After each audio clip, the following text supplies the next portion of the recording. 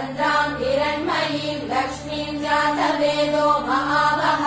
ताम् महावः जातवेदो लक्ष्मीमनपगामिनी यस्याम् हिरण्यम् विन्देयम् गामश्वम् पुरुषानहम् अश्वपूर्वाम् रथमद्याम् हस्तिनादप्रबोधिनी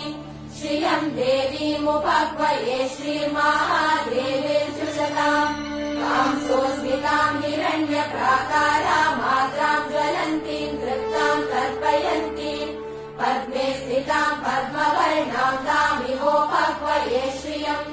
चन्द्राम् प्रभासाम् यशसा ज्वलन्तीम् श्रियम् लोके देवजुष्टामुदाराम् ताम् पद्मिनीमीम् शरणमहम् प्रपद्ये लक्ष्मीर्मे नश्यताम् त्वाम् वृणे आदित्यवर्णे